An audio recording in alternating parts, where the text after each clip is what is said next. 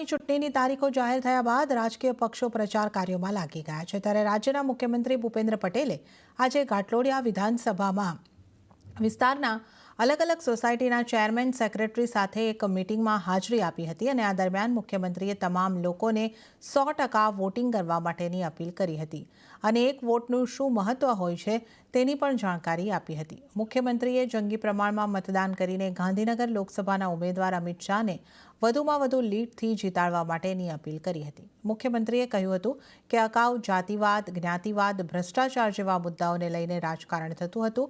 જો કે નરેન્દ્રભાઈ આવ્યા બાદ પોલિટિક્સ વિથ પરફોર્મન્સની શરૂઆત થઈ છે। એક એવું નેતૃત્વ મળ્યું છે જે હવે પરફોર્મન્સ કરીને બતાવે છે। જો કે આ દરમિયાન તેમણે કેન્દ્ર સરકારે કરેલ કામો, રામ મંદિરનો મુદ્દો હોય, કલમ 370 હટાવવી સહિત અનેક વિકાસના કાર્યોની વાતો લોકો સમક્ષ મૂકી હતી। મુખ્યમંત્રીએ કહ્યું હતું કે હવે ગોટાળા કરવાવાળા જેલમાં જાય છે। માન્ય નરેન્દ્રભાઈનો સૌથી વધારે લાભ એ ગુજરાતને મળ્યો। આજે ગુજરાતનું બજેટ 3,32,000 કરોડ રૂપિયાનું ગુજરાતનું બજેટ છે। વોટ તો આપવો જ પડે,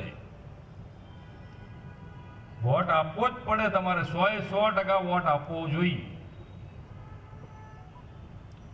અને 100% તમારે વોટ આપવા માટે જ આજે અહીંયા બધા ભેગા થયા છે। એટલે અહીંયા બેઠેલા તો બધાની જવાબદારી છે કે ભાઈ તમારો તો વોટ આપવાનો, આજુબાજુવાળા 2,000નો એક વોટ તમારે અપાવવો પડે।